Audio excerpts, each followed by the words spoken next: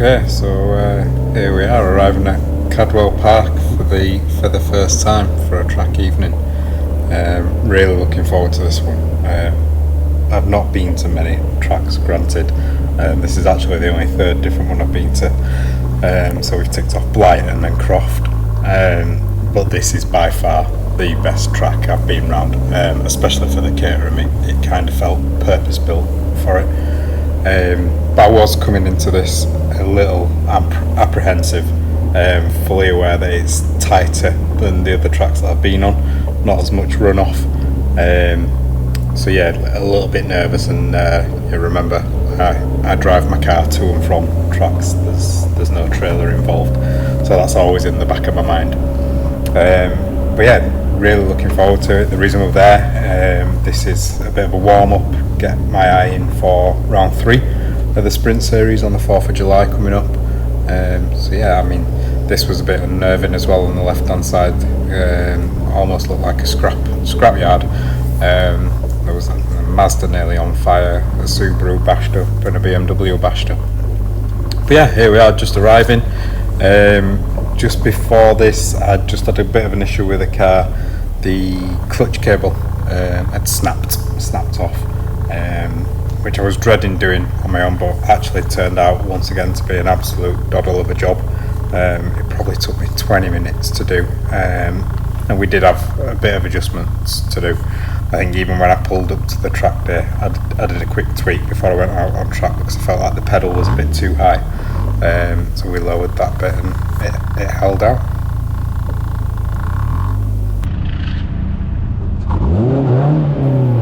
Alright, so here we go. Safety briefing session was quite long. It was a long-winded session, and the guy running it, you could tell he'd had a bad day. He did say, again, which didn't help the nerves coming onto track for the first time, he did say that the day session that they'd had before us had 14 red flags, which included 3 write-offs and a ton of breakdowns, spins and things like that. So you could tell he'd had a day, and he basically just begged and pleaded us to all behave ourselves, which overall I think we did. There was no crashes, no offs, but didn't stop the red flags. We did have 3 red flags, mainly down to breakdowns. I believe I saw 2 of them on track. But yeah, the one thing I did pick up on this track day compared to any other is the level of traffic. I mean, the track day the track evening wasn't even a sellout, but there was constant getting caught up in traffic, which is, I guess, part and parcel of track days. But it was hard to lay down a solid fast lap. But yeah, I also had a bit of a GoPro nightmare. I kept forgetting to turn it on sessions and stuff like that, so we ain't got everything. But what I did do is I think I finally settled on a camera location or a camera position for the Caterham, and I've managed to get rid of the annoying wind noise from the last video. So leave to it. We'll have watch a couple of laps. I think I'll do a commentary lap more for myself, so I can look back ahead of round 3. And yeah, let's see how we go.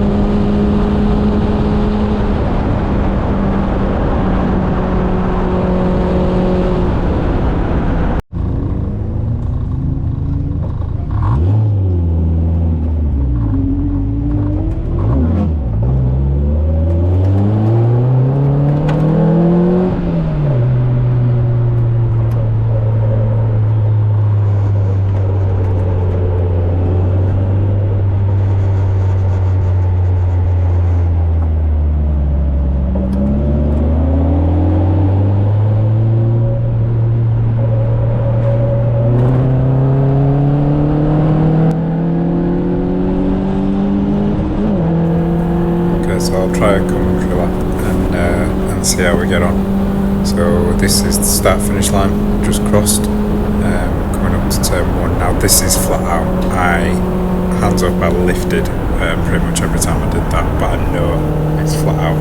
And then these are just very slight lifts. I don't think you need to brake on this corner either. I think this is just a little lift and straight back on the gas. I was hitting the limiter really, or a block of wind, because I couldn't really get past 101, 102 on here. But it's hard on the brakes at the straight back on the gas, and then there's no brake here until the steep downhill left-hander. It's just kind of balancing, feeling where the car's going, and just coming off the throttle, not really tapping on the brakes. Now on this one, with it being downhill, it's hard on the brakes pretty early, and back down into third and follow the corner round. Now on the sprint day, this is the finish line. You don't actually, the mountain isn't part of the sprint. But here I was taking this in second. I potentially could have done it in third, and then into third here, and then this. I'll be honest, I don't know what we're doing here. This is just more of a feel than anything else. It pretty much changed every time I went into it. Then I was hard on the brakes, second gear, and then third gear around here, and then kind of slightly on the brakes, a little dab on the brakes, bring it round, and then flat out to the start finish line. But yeah, like I said, on the sprint, I think we start a little bit further back from the S's, and like I said, it misses out the mountain section.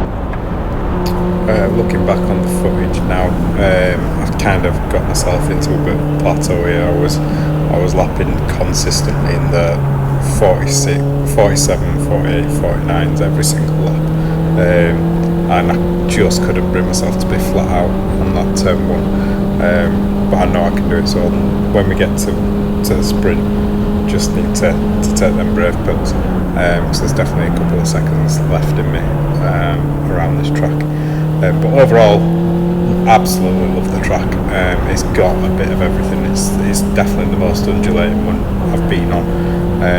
Some crests, some long bends, hairpins. It's pretty much got everything. It's a great setup. It looks like a great place to spectate as well.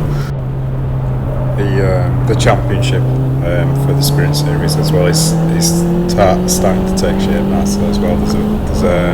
There's certainly a rivalry between me and Phil So in the round 3 video, I'll make sure I highlight and do a bit more on who we're racing against, because I think we've got 4 or 5 cars in the T5 class alone at Cadwell, so it should be competitive, should be good.